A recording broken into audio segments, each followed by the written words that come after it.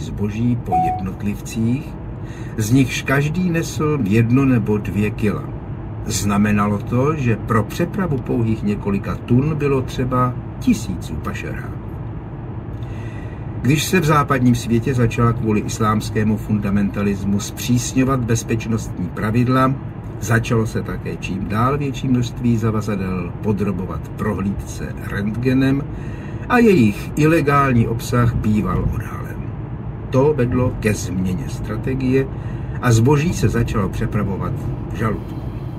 Hlupáci připravení podstoupit riziko si znecitlivěli jícen novokainem a pak spolikali až 100 tablet obsahujících zhruba po 10 gramech kokainu.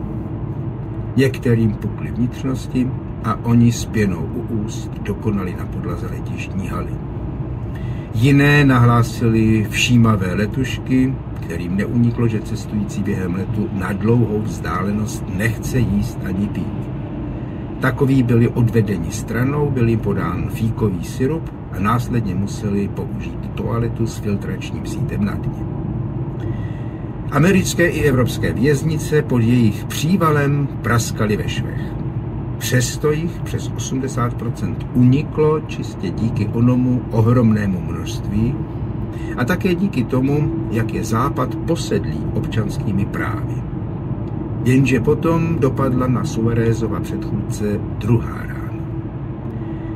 Revoluční vynález byl poprvé odzkoušen v anglickém Manchesteru a fungoval. Nový svlékací rentgen nejenže zobrazoval pasažéra, jako by byl nahý, ale také dokázal odhalit implantáty, předměty vsunuté do řitního otvoru anebo obsah útrob.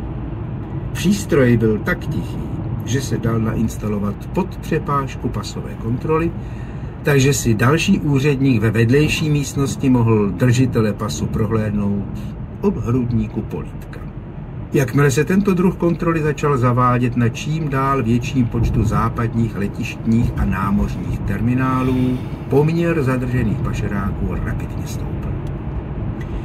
Nakonec toho měl Don tak akorát dost. Přikázal šéfa inkriminovaného oddělení vyměnit natrvalo. Uvolněné místo zaujal Suárez. Byl nezlomným zastáncem teorie velkých zásilek a výsledky mu jasně ukazovaly, které cesty jsou nejlepší.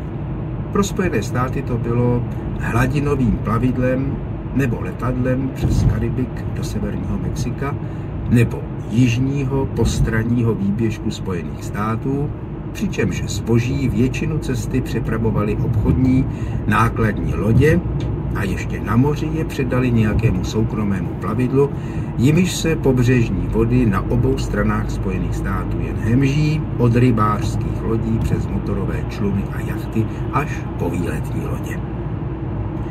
Pro Evropu upřednostňoval nové trasy.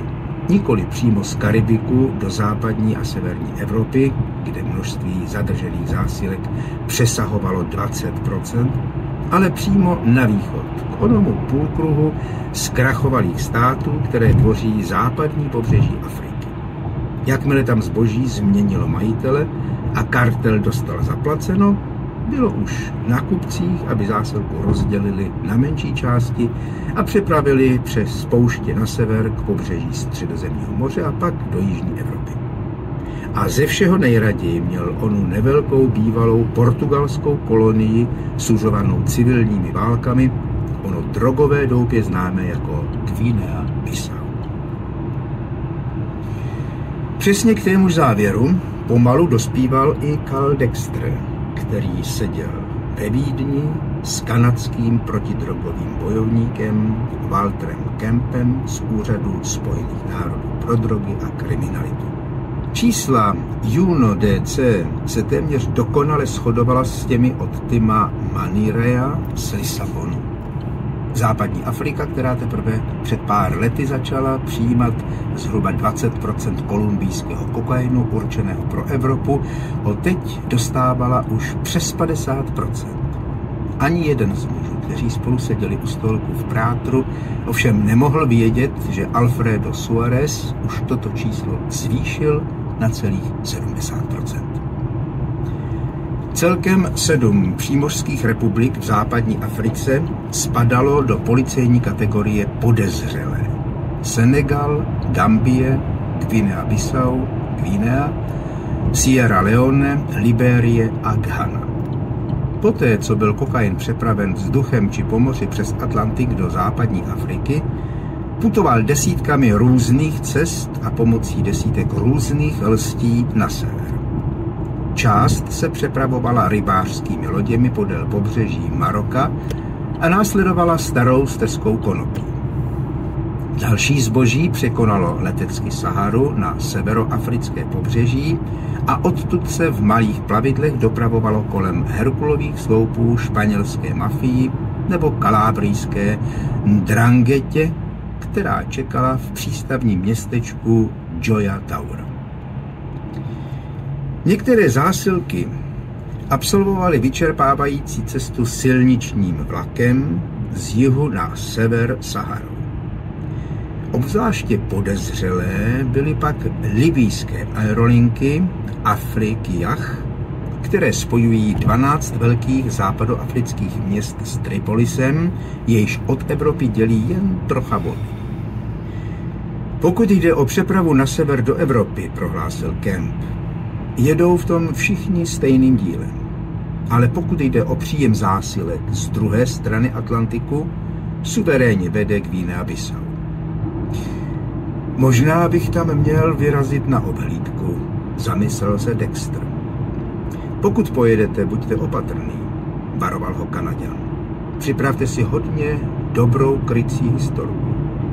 A možná by nebylo od věci vzít sebou nějakého bodyguarda. Pochopitelně nejlepší maskování je černá pleť. Můžete sehnat někoho takového? Na téhle straně velké louže ne.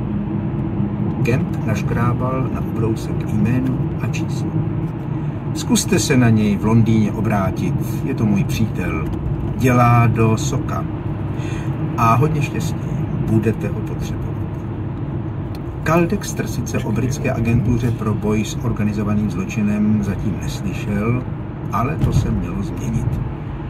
Za soumraku byl zpět v hotelu Montcalm. Jedinou příhodnou leteckou společností je díky někdejším koloniálním vztahům portugalská TAP. O týden později nastupoval v Lisabonu na její pravidelný noční let do Guineje-Bissau jistý doktor Calvin Dexter, očkovaný proti všemu, co londýnskou školu tropického lékařství napadlo, a vybavený kromě víza také dopisem od sdružení BirdLife International, jenž ho označoval za předního ornitologa specializujícího se na studium brodivých ptáků, kteří přezimují v západní Africe. Za ním seděli 2 poručíci od britských výsadkářů.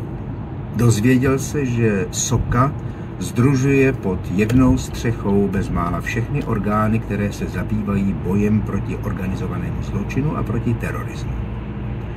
Přítel Waltera Kempa našel mezi svými kontakty i jistého vysoce postaveného vojáka, který většinu kariéry sloužil u 3. praporu výsadkového pluku známého jako Three Para. Právě on na velitelství v Colchesteru objevil Jerryho a Billa. Oba se na misi přihlásili dobrovolně.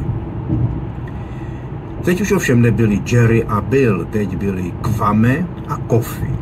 Jejich pasy je označovaly za 100% Ghaňany a další dokumenty potvrzovaly, že pracují pro BirdLife International v Accře. Ve skutečnosti byli stejně britští jako Windsorský zámek, ale rodiče obou pocházeli z Grenady. Pokud je nikdo nebude vyslýchat plynou eveštinou nebo dialektem Twi, neměli by mít problém. Rovněž nemluvili kreolsky ani portugalsky, ale na pohled rozhodně vypadali jako Afričané.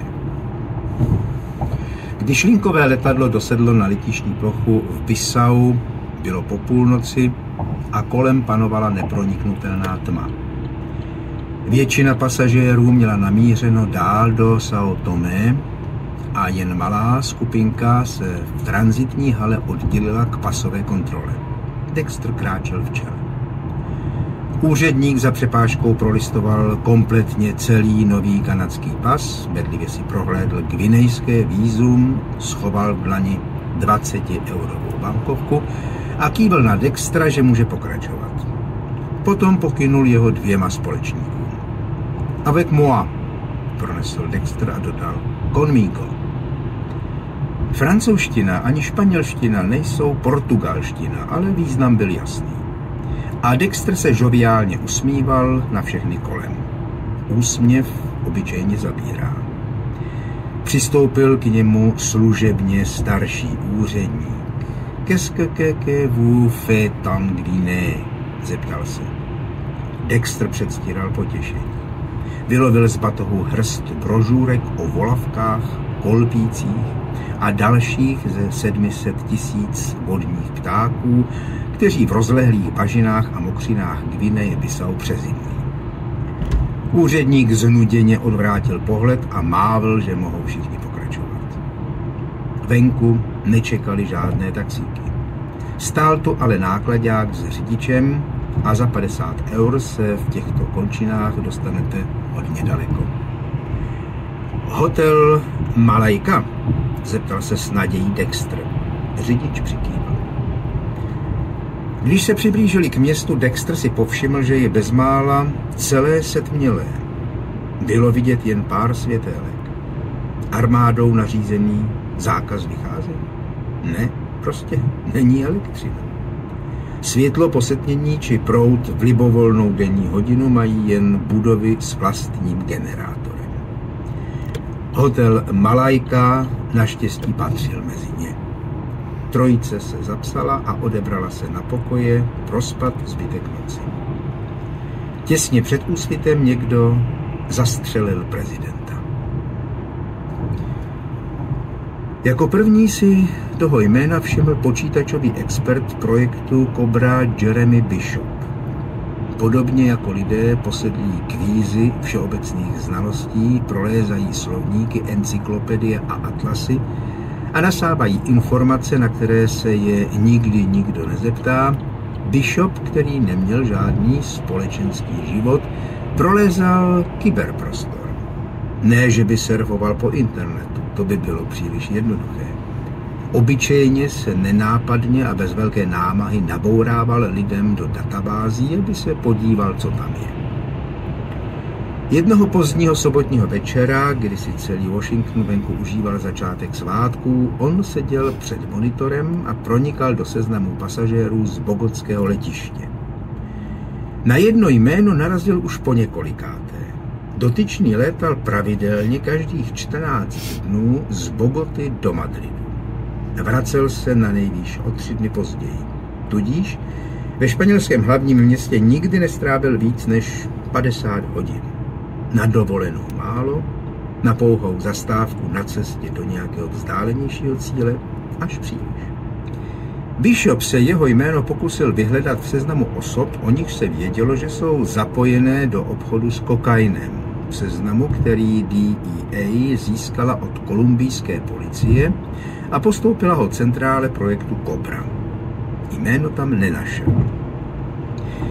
Naboural se do databáze letecké společnosti Iberia, jejichž služeb muž pokaždé využíval. Jméno objevil mezi častými cestujícími, kteří se těší zvláštním privilegiím, jako například přednosti na přebukovaných letech. Létal vždy první třídou a letenky se mu rezervovaly automaticky, pokud sám rezervaci nezvládl.